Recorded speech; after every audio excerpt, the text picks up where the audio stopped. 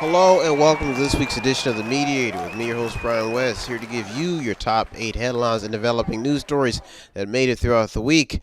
Now, these top 8 stories are only documented for records and to highlight topics for those in the business of talk radio, talk media, and those who just want to stay informed. Now let's get to the top 8 stories that made it into The Mediator this week. Story number 1, everybody. How to prevent an outbreak or outbreaks. That's plural. One important article focusing on Uganda, which is a poor country but has cunningly found a way to fight outbreaks. It's useful information. Now, this may be of some assistance to us in the spring. That's why this topic is so important. Now, unlike the United States, some countries do not have high-tech equipment to fight diseases. But one cheap way that you may want to take note of is trapping a virus early before it spreads. That includes any virus. Now, this tip is valuable if you value some of the benefits of trying to live a long life. This article centers around rapid response and quarantine. It goes in depth about how the Ugandan people fought Ebola by responding quickly to cases of fatal hemorrhagic fevers as a result of someone infected with a deadly virus. This developing story may sit idle until spring begins to set in and people start getting sick from the rise in pollen levels and other bacteria that strive in hot weather. Although this story sounds logical in regards to trapping viruses and quarantining people who are affected or infected, let's remind ourselves that the flu set under the radar this season and took the lives of over 100 children. Story number 2. Who do you trust? Republicans, Democrats, independents, politicians, teachers, students, children? Now, some law-abiding citizens may be getting caught in the middle of an ongoing political battle between fact and fiction. The reality is that when it comes to the basic form of government or basic forms of government, that means government has gotten big, branches all over the place. Now, once again, citizens, young and old, may be the talk of the town when it comes to domestic matters that cannot be contained. In an ongoing war with random acts of violence, talking points may center around how manipulative the media is, and other talking points may center around on how manipulative the president and his cast of supporters are. So there's a seesaw battle going on between fact and fiction and who's controlling who by using certain sources. Something is real and something is fake. In this web of law-abiding citizens and taxpayers, there is a reality and truth in each aisle. But like any discussion, it's always important to focus on the facts. So what this story is saying is that there's talk going on in the news and in talk media, but you have to separate fact from fiction yourself. In this emerging political battle for votes, I want to warn you that anyone can become a victim in this what we call seesaw battle. That means it's going from the left to the right, back to the center in mediation. Now, the battle is going on, and there's a battle for power.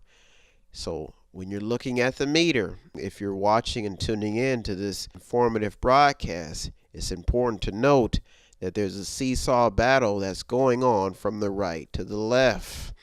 But there is a reality, and the reality is that people are dying from inventions that are man-made, and someone has to be accountable for those caught in the middle, including the mediator. This emerging and isolated thinking may leave you isolated as people continue to try to stay sane. The fact is that common law continues to merge with human interest. Story number 3, a story about how much screen time should a child be allowed to have. Now, kids like watching things, and parents do too. With the rise of technology, One story found in public media says that too much watching is bad, but when it's done with as a family, that's usually good. The key is to limit children from watching anything too much, but usually when everybody watches together as a family, that usually helps. Now, with the spread of technology, stories like these emerge in and out of the news, but are always important when influence becomes the narrative in any story. Story number 4, the marriage and love issue. In some countries, they do not celebrate holidays like Easter, Christmas, or any other American holiday. In some countries, parents arrange who their daughter marries. In a new age where everyone is in the loop of love, it's hard to understand or comprehend sometimes what real love is, especially for younger people. Some people can love their country, some people can love their job, and some people can love their family. As stories of murder and mayhem ease in and out of the news and other media outlets, some people just want to love in general. In this simple but emotional subject, in the midst of heartbreak after heartbreak, a lot of people are destroying what every human has the power to do, and that's love. It's good to see that one reporter took the time to study an Indian family and Indian culture to shine light on an issue that is rarely discussed in the news anymore, and that's love. It will be interesting to see how long a story like this stays in the media and in the news, because a Texas teen who refused an arranged marriage, she was beaten and drenched with hot cooking oil because of the fact that she would not go along with the arranged marriage. Story number 5, why attack trade policies now? If you didn't know, although onlookers say China has abused trade policies, the reality is that China owns about 1.17 trillion of the US government's debt. That means that the United States and China are financially married, and they both have the world's biggest economies. And this didn't happen overnight, folks. Now it's time for the big question. Why attack trade policies now? This question centers around talks that have been brewing for years and may either just be a bad way to gain political points by bringing it up, or it may be a cry for help in a bad relationship between, guess who, the United States and China. The key to tracking the details of this story is finding out what intelligence has been gathered in a developing story. As this story unfolds, if you want answers, the key may be into doing some research on past and present affairs with China and the United States.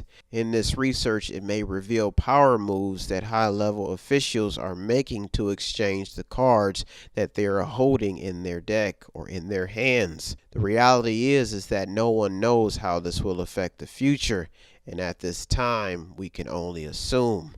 Story number 6.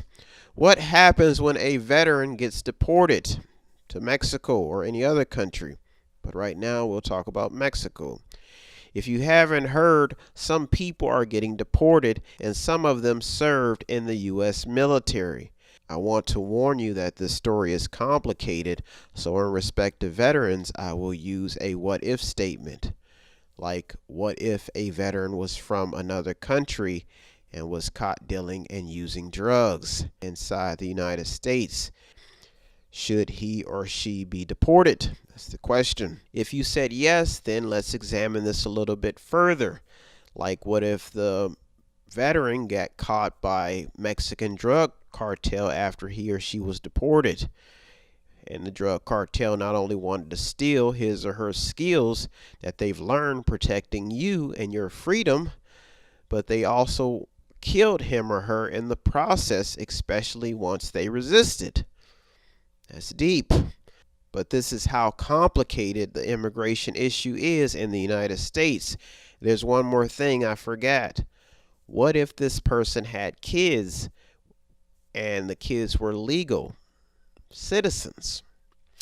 This is why I do not see the immigration headlines going away anytime soon.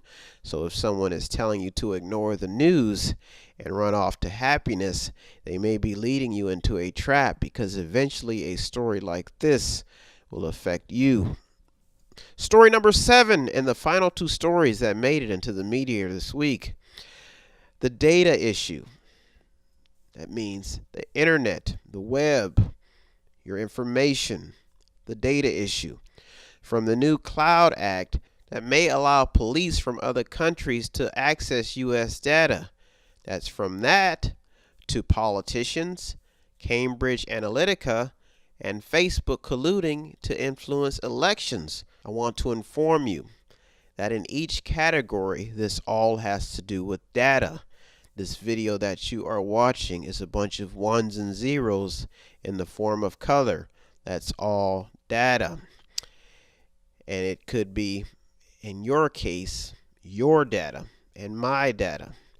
Now let me explain. You go online, put in your information, and someone else pays to use the data for their own research and then sells the research to benefit someone's campaign or business interests. That's the game that's been being played. Not only has this been going on for quite some time, but it's all of a sudden becoming a big deal. And if it stays in the news, it will not only be developing, but it will also evolve into a mass human rights issue, if it hasn't already. I can only imagine how something like this will end. Let me guess. Better artificial intelligence. Story number 8, and the final story that made it into the media this week. Do we blame God or humans for people spitting in customers' food? Animals becoming extinct.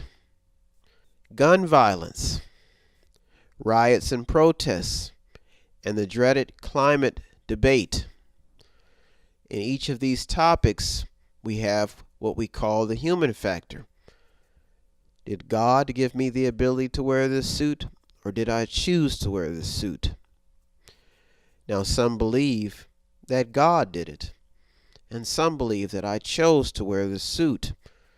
So I have to face the consequences of what I look like wearing a bright suit around the holiday. Human reality is that we've all made a choice, but is there a reason? That means that are we headed one way with no turning back? This is a question that people are asking themselves around this holiday. Everything that we've thought of to this point has led up to the same point in time with just different things. Is it God, or is it just our ability to choose? Now, in our peak of knowledge in the United States and in other countries, one fact remains, and that has a lot to do with how we can easily fall into a hole that we dug as a child and blame God. So, you have a choice, I have a choice, everybody has a choice to pull the trigger, put down the weapon, to make ends meet, to not fight, to get up in the morning, to live life. We even have the choice to take our own lives. But somebody, some being greater, something far greater, has given us that ability and that freedom. And this weekend, I hope that you take the time to, not only with your family and friends, but with loved ones that you care about, to thank somebody far off in the universe, something greater, for giving us this chance to live life. I want to thank you so much for tuning into the media this week. And please don't forget to subscribe to our YouTube channel, Calm and Collective. If you want to go to our website and show us some support, you can either buy something, click on something, watch something, or just read something. Thank you for tuning into the media this week with me, Brian West. Have a good week, everybody. Have a good holiday, or if you call it, or what you want to call it, a good Easter, Passover. Have a good week, everybody. If you need help, then dial your operator. Have no fear, fellow citizens. The mediator is here.